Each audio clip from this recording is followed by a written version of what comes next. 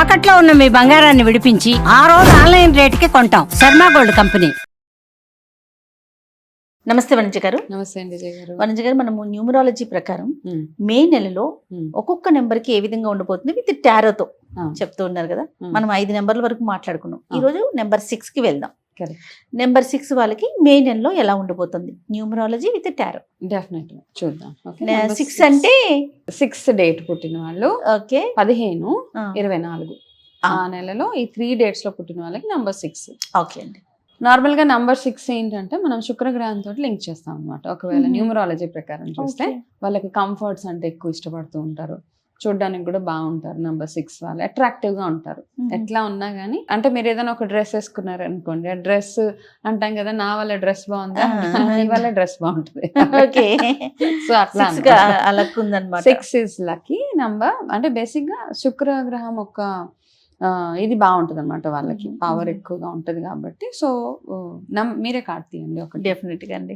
So వాళ్ళకి ఏంటంటే, ఒకవేళ ఏదైనా ఈ వీనస్ నంబర్ కాబట్టి, శుక్రగ్రహం నంబర్ కాబట్టి, వాళ్ళు ఒకవేళ ఏమైనా చెయ్యాలి బిజినెసెస్ అనుకుంటే కనుక, క్లాత్స్ కానీ సిల్వర్ జ్యువెలరీ కానీ అట్లాంటి బిజినెసెస్ అవి పెట్టుకుంటే వాళ్ళకి చాలా ఫేవరబుల్ గా మంచి పేరు వస్తుంది అనమాట.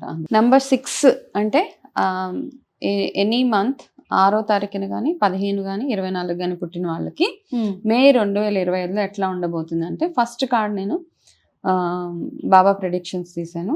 ఫస్ట్ ఏంటంటే, మిమ్మల్ని మీరు వేరే వాళ్ళతో కంపేర్ చేసుకోవడం ఆపేయాలి.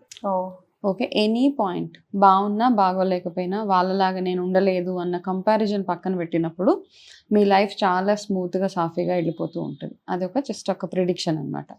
So in the month of May ఏంటంటే కొంచెం ఇబ్బందికరమైన పరిస్థితులే కనపడుతున్నాయి వీళ్ళకి, నంబర్ 6 వాళ్ళకి. అనుకోని అవాంతరాలు ఉంటాయి కదా, అట్లాంటివన్నీ లైన్ అయిపోతూ ఉంటాయి అనమాట. ఒకదాని తర్వాత ఒకటి వచ్చేస్తూ ఉంటుంది. కాబట్టి ఇది కొంచెం ఒక టెంపరీ ఫేజే.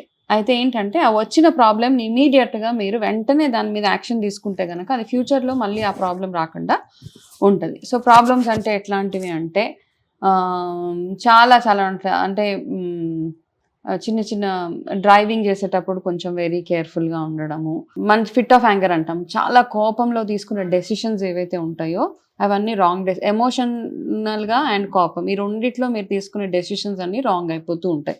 ఇవి ఎట్లాంటి విషయాలలో అంటే, మ్యారేజెస్ విషయాలలో కానీ, చాలామంది పేరెంట్స్ మీద అలిగి కోప్పడి ఏదో పెద్ద డెసిషన్స్ తీసేసుకుంటూ ఉంటారు, ఇంట్లో నుంచి బయటికి వెళ్ళిపోవడం. ఈ డెసిషన్స్ ఇప్పుడు మాత్రం తీసుకోవడానికి లేదు. ఓకే, మీరు అంత ఫస్ట్ కంట్రోల్లో ఉండగలిగితే అంత బాగుంటుంది. ఓకే, అండ్ అదే నేను చెప్పినట్టుగా మిమ్మల్ని మీరు కంపేర్ చేసుకోవడము ఆపేస్తే చాలా బ్యూటిఫుల్గా ఉంటుంది అనమాట. మీకు ఈ మంత్లో వచ్చే 11th డే ఏదైతే ఉంటుందో, అంటే మే 11th అట్లాంటివి మీకు చాలా ఫేవరబుల్ డే అనమాట అది. కాబట్టి ఈ లోపల కనుక ఈ వీడియో చూస్తున్నట్టయితే కనుక మీ లైఫ్లో తీసుకోవాల్సిన మేజర్ డెసిషన్స్ ఏదైతే ఉంటాయో 11th చాలా బ్యూటిఫుల్ డే మీకు. కాబట్టి ఆ రోజు మంచి డెసిషన్స్, లేకపోతే ఏదైనా సంబంధాల కోసం వెళ్ళాలనుకున్నా, ఏదైనా ముహూర్తాలు పెట్టించుకోవాలి, ఇట్లాంటివి ఏది ఉన్నా కానీ 11th is a beautiful day. 11th కాకుండా 12th కూడా బాగానే ఉంటుంది. 11th is a full powerful day అనమాట. మనం ఏం చేసినా మీకు కలిసి వస్తుంది అంటాం కదా. కాబట్టి ఇంపార్టెంట్ డెసిషన్స్ అన్ని 11th రోజు చూసుకోండి. హెల్త్ పరంగా చూసుకుంటే కనుక ఎక్కువగా హైపర్ టెన్షన్ వల్ల వచ్చే హెడేక్స్ అవి ఎక్కువగా ఉంటాయి. కాబట్టి ఒకవేళ ఎవరైనా బ్లడ్ ప్రెషర్ ప్రాబ్లం ఉంటే రెగ్యులర్గా మెడిసిన్ స్కిప్ అవ్వకుండా వేసుకోవాల్సిన వార్నింగ్ సైన్ అనమాట. కాబట్టి ఫ్రీక్వెంట్గా ఇంకా నెగ్లెక్టే చేయకూడదు అసలు. ఇంకా ఎక్కువ హెడేక్స్ అవి వస్తూ ఉంటే కనుక ఇమీడియట్గా వెళ్ళి చెకప్స్, రెగ్యులర్ చెకప్స్ అనమాట. అంటే మామూలు తలనొప్పే కదా అని ఇగ్నోర్ చేయడానికి లేదు వీళ్ళకి. సో ఇదొక విషయంలో కొంచెం కేర్ఫుల్గా ఉండాలి. మీకు favourable colour in the month of May green colour అనమాట. సో ఎక్కడికైనా వెళ్తున్నప్పుడు ఏదైనా చూస్ చేసుకుంటున్నప్పుడు గ్రీన్ కలర్ చూస్ చేసుకుంటే చాలా చాలా బ్యూటిఫుల్గా ఉంటుంది అనమాట. దాని తర్వాత ఏంటంటే, మీరు పాస్ట్ మిస్టేక్స్ ఏవైతే ఉంటాయో, మీరు అంటే ఇంతకుముందు చేసిన చిన్న చిన్న మిస్టేక్స్ ఏవైతే ఉంటాయో అవన్నిటిని కరెక్ట్ చేసుకోవడానికి కూడా ఇది ఒక మంచి బ్యూటిఫుల్ మంత్ అనమాట.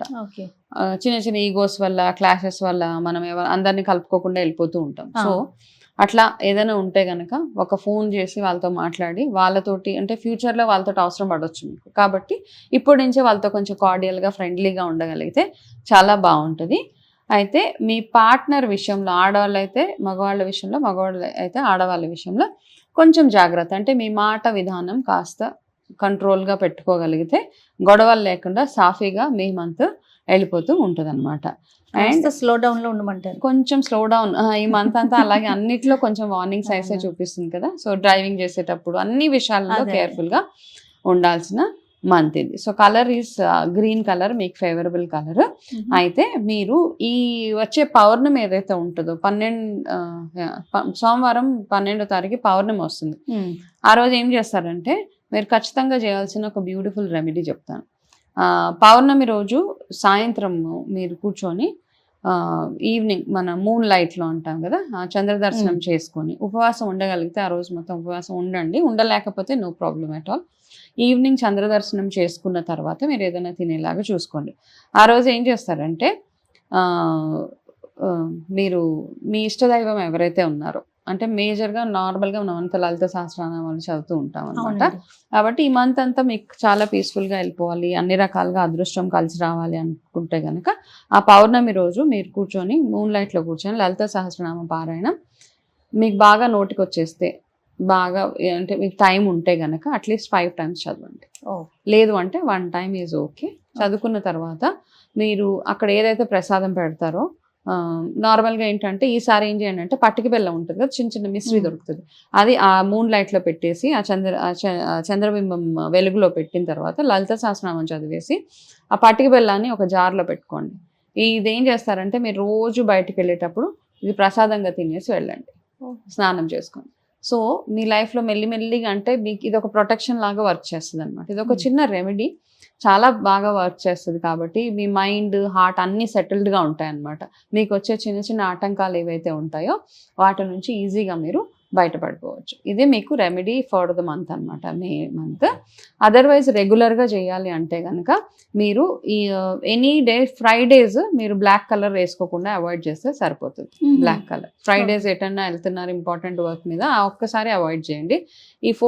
ఈ మంత్లో వచ్చే ఫ్రైడేస్ అన్ని కొంచెం కేర్ఫుల్గా ఉంటే సరిపోతుంది. Yes right. Thank you so much Vanja గారు. నమస్తే. నమస్తే అండి.